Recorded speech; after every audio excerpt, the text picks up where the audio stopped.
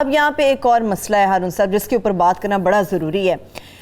مختلف قسم کے ریاکشنز بھی اس کے اوپر آ رہے ہیں. جو سندھ کی طرف سے نوٹیفیکیشن جاری ہوا تھا, میں نے وہ اجازت دے دی ہے. تازہ ترین اطلاع یہ ہے کہ یوم شہادت امیر المومنین پر جلوس نکالنے کی اجازت انہوں نے بھی دے دی, وفاق نے بھی دے دی. جب وفاق نے دے دی, مرکزی مذہبی امور کے وفاقی وزیر نے, یہ تاجروں کی یہ حکومت اور علماء کی دباؤ کتاب نہیں لا سکتی. اور جب تبلیغی جماعت کے اجتماع کی اجازت آپ کو دی تھی تو آپ سے عرض کیا تھا کہ اب پیچھے ہٹتی چلی جائے گی حکومت.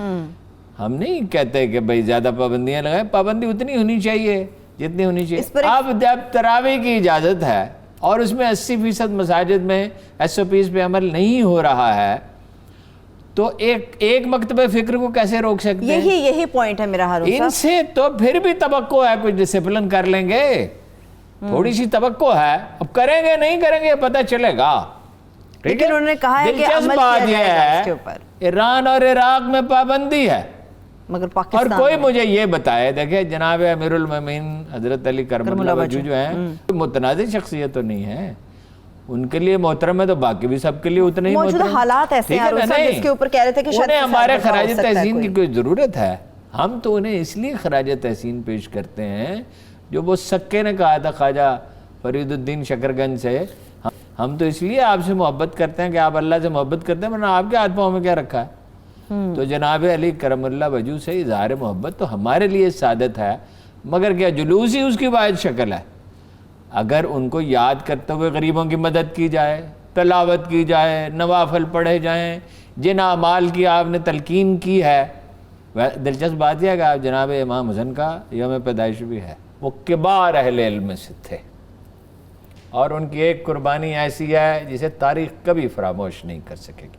وہ ایک جذباتی توازن رکھنے والے آدمی تھے. کسی جذباتی لمحے میں نہیں, سوچ سمجھ کے انہوں نے حکومت چھوڑ دی تھی اور امت کو بچا لیا تھا. تو جناب علی کرم اللہ وجہ کو خراج تحسین کی ضرورت نہیں ہے, اس میں ہمارے لیے البتہ سعادت ہے, مگر جلوس نکالنا کیوں ضروری ہے؟ اب انہوں نے اجازت لے لی ہے, اور اجازت اس لیے دی گئی کہ جب دوسروں کو اجازت دی گئی تو انہیں بھی دی گئی, اس لیے کہ امتیازی سلوک تو نہیں ہو سکتا, یہ تو نہیں ہو سکتا ایک مکتبہ. لیکن اگر وہ اس دفعہ ذرا دیکھیں, ترک عادت بہت بڑی چیز ہے.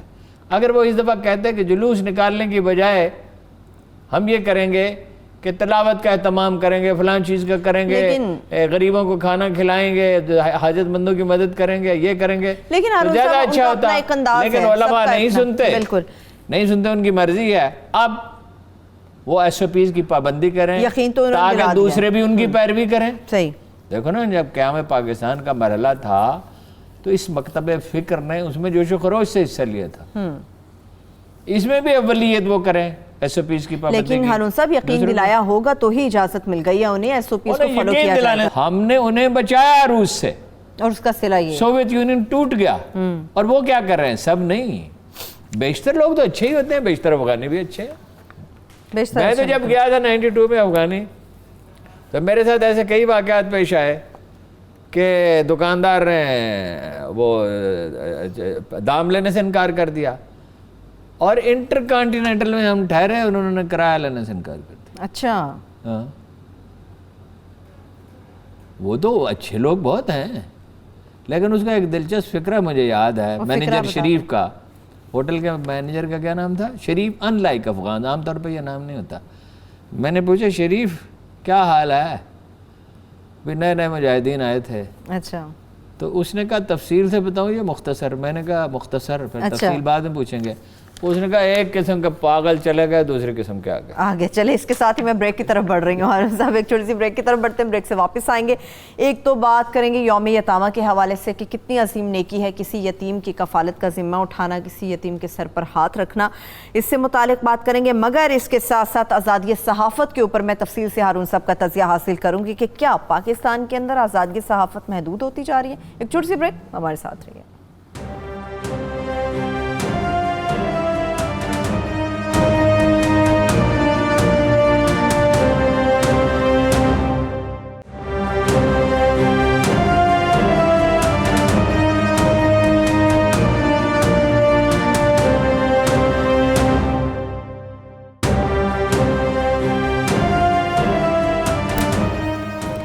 ویلکم वेलकम बैक हारून साहब। यौम यतामा पे बात होगी, मगर मैं चाह रही थी आज़ादी सहाफ़त पर कुछ आपका तज़िया हासिल किया जाए।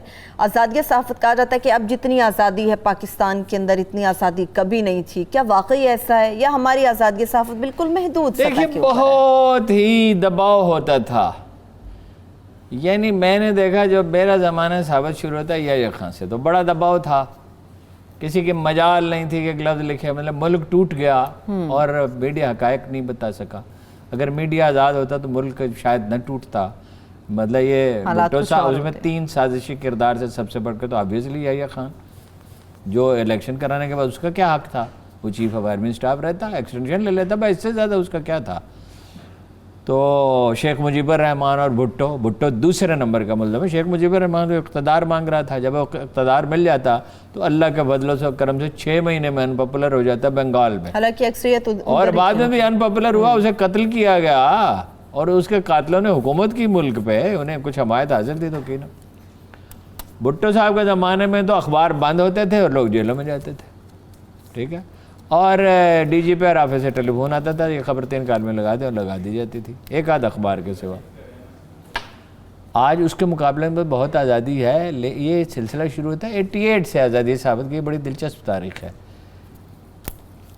एज गुलाम इसाक़ खान टुक्कोबर, उसने प्रेस एंड पब्लिकेशंस आर्डिनेंस मनसूख कर दिया। अजीब बात, जिसके साथ कभी मीडिया ने न पहले नरमी की न बाद में नरमी की। अच्छा, उन्होंने ये इकदाम किया, उन्होंने बुलाओ मंगाओ जी प्रेस एंड पब्लिकेशन, वो काम करने वाले आदमी थे, वो बातें नहीं करते, वो बयान नहीं जारी करते थे, वो दाद नहीं मांगते थे, उनका कोई पोस्टर नहीं छपता था, उनकी तस्वीर नहीं छपती थी। वहाँ से आज़ादी सहाफ़त का दौर। और दूसरी वजह ये थी कि बेनज़ीर की हुकूमत थी और वो बहुत कमज़ोर थी, इस्टेब्लिशमेंट को भी सूट करती थी आज़ादी। इस्टेब्लिशमेंट की मर्ज़ी के बगैर नहीं इस तरह के काम हो नहीं सकता था। तो वो ये सिलसिला जारी रहा। लेकिन सबसे बड़ा कारनामा तो इस मामले में एक मिलिट्री डिक्टेटर का है, जनरल परवेज़ मुशर्रफ का। उसने इतने बहुत से चैनल खोल दिए हैं, ऐसा ही है। और इन चैनलों ने उसके साथ क्या किया हैं, वो इसका गिला भी नहीं करता। इन था तो वो मिलिट्री डिक्टेटर ही, और मिलिट्री डिक्टेटरशिप की कोई अच्छी चीज़ तो नहीं है एक कौम की आज़ादी में। लेकिन फिर उसने बंद किए, मैं खोल भी दिए, बंद किए, खोल भी दिए। बड़ा मतलब ये है कि बाद अदारों को बहुत शदीद नुकसान हुआ उसको। लेकिन सिविल हुक्मरान क्या करते रहे हैं। नवाज शरीफ साहब ने जंग के, युद्ध था ही नहीं, जंग के दफातर के गिर्द पुलिस ने घेरा डाला हुआ था, 4 सफ़े का अखबार छपता था, वो भी बमुश्किल, अंदर जाने नहीं देते थे। तहरीक चली, this was one of the reasons के वो नवाज शरीफ गया उस वक्त, माशाल्लाह जो लगा ना, तो लोग तंग आए हुए थे। जब जिस दिन नवाज शरीफ गया है और सर्वे किया गैलप ने, तो 24% नवाज शरीफ की हमायत थी, सिर्फ 24%, और 70% जो थे लोग उन्होंने हमायत की, और कुछ लोग जो थे उन्होंने राय नहीं दी। 4% या 5%, 6% ने राय नहीं, या शायद 10% ने राय नहीं दी, 70%, मगर 24% सपोर्ट रह गई थी। भुट्टो साहब ने क्या, सिविलियन हुक्मरानों ने हमारे साथ क्या किया। और अब ये आए, अब नवाज शरीफ के 2 कार्ड थे। एक तो उन्होंने, आपको पता, नजम सेठी को गिरफ्तार किया था, जी बिल्कुल बिल्कुल, और मलिया लोधी को गिरफ्तार किया था और बगावत का मुकदमा बनाया था। सेठी साहब को तो बिल्कुल। दूसरी तरफ वो ब्राइब करते थे। उन्होंने ऐसी बारिश की मीडिया पर, एक इंडिविजुअल्स को बहुत नवाजा। खान साहब कहते रहते हैं कि जी लफाफे, और उनका मीडिया सेल कहता रहता है ज़रा अखलाक की जुर्रत का मुजाहरा करें, कार्रवाई करें। जिन लोगों की एसेट्स बियॉन्ड मीन्स हैं, उनके मैं एक एंकर को जानता हूँ जिसको नवाज शरीफ साहब ने 5 करोड़ रुपए भिजवाए थे। अब जब मैं इस तरह की बात करता हूँ तो फ़ौरन मेरे ख़िलाफ़ कोई ना कोई अपना वीडियो मैसेज कराया होता है, और होता भी किसी ऐसी शख्स के ज़रिए है जिसकी थोड़ी बहुत साख हो, ताकि इसको रोका जा सके। रुकने वाले हम हैं, हम इस पेशे में नहीं रुकने, हमने नहीं CSS का इम्तहान देते हैं। उस वक्त तो यही बड़ी आबरूबंदी की बात ही, CSS का इम्तहान दो, अल्लाह के फजल से पास कर लेते हैं। अगर सहाफ़त का इम्तहान पास कर लिया तो वो भी कर लेते। तो इसमें पेशे में इसलिए तो नहीं आए थे कि लोगों से डर जाएं। ये तो अल्हम्दुलिल्लाह अल्लाह ने तौफीक अता किया, डरते वरते तो नहीं है। जितना मर्जी जाए, 5 करोड़ रुपए भेजे थे उसको 2013 के इलेक्शन में। 2018 में तो पैसे देने का फ़ायदा कोई नहीं था। इस्टेब्लिशमेंट तय कर चुकी थी। शहबाज शरीफ साहब ठीक कहते हैं, ये चाहते थे मुझे बना दें, इमरान खान चाहते थे मुझे बना दें। वोट दोनों के थे, لیکن پھر یہ اسٹیبلشمنٹ کی مدد میں فیصلہ یہ ہوا کہ عمران خان اب عمران خان صاحب دوسری انتہا پہ چلے گئے. انہوں نے اشتہارات کی بارش کی, بند کر دو. ایک انتقامی ذہن ہے. لیکن جب سے یہ آدمی بنا ہے شبلی فراز, اس کا رویہ مختلف ہے. میں دیکھتا ہوں, میں نے ٹھیک حساب نہیں لگایا, اشتہار بھی کچھ جاری ہو رہا ہے. تازہ ترین واقعہ یہ ہے کہ ایک چینل کی اور سندھ حکومت کی ٹھن گئی ہے جی, اور جس لیٹر کو وہ کہہ رہے ہیں, آپ نے پڑھا ہے, میں نے پڑھا ہے, جس لیٹر کو وہ کہہ رہے ہیں, انہوں نے اپنے نمائندہ نگاروں سے سندھ میں کہا کہ ہسپتالوں میں جائیں اور دیکھیں کہ یہ 550 ارب روپے جو انہوں نے 7 سال میں خرچ کیے ہیں, یہ اتنے سالوں میں, ان کا کچھ کیا واقعی خرچ ہوئے ہیں. بھائی اگر آپ نے خرچ کیے ہیں تو آپ کا فکر کیا ہے.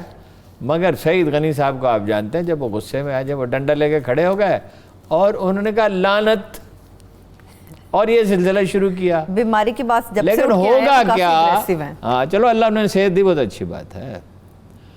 اب ہوگا کیا, کچھ عرصے کے بعد ان کی صلح ہو جائے گی. سندھ حکومت اس پوزیشن میں نہیں ہے.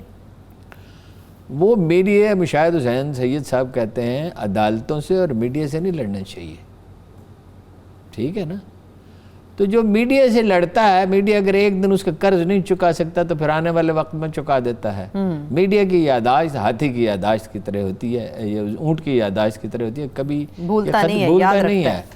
تو متوازن رویہ بہتر ہے. اچھا, اس کا مطلب یہ نہیں کہ میڈیا ٹھیک ہے, نہیں, میڈیا میں سنسنی پسند لوگ ہیں, 100% نہیں کہا جا سکتا. میڈیا میں لوگ غلط خبریں دیتے ہیں, میڈیا میں لوگ پارٹیوں کے لیے کام کرتے ہیں, مریم کے لیے کام کرتے ہیں, پیپلز پارٹی کے لیے کام کرتے ہیں, پی ٹی آئی کے لیے کام کرتے ہیں. مجھ پر آج کل بہت مہربان ہیں پی ٹی آئی والے, ان کے جو اخبار نویس صاحب, ان سے کہا گیا ہے کہ اس کو ذرا دباؤ, تو دبا لیں.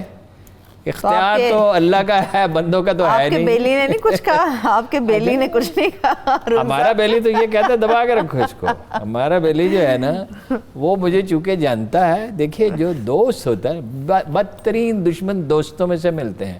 میں اس کا دشمن نہیں ہوں.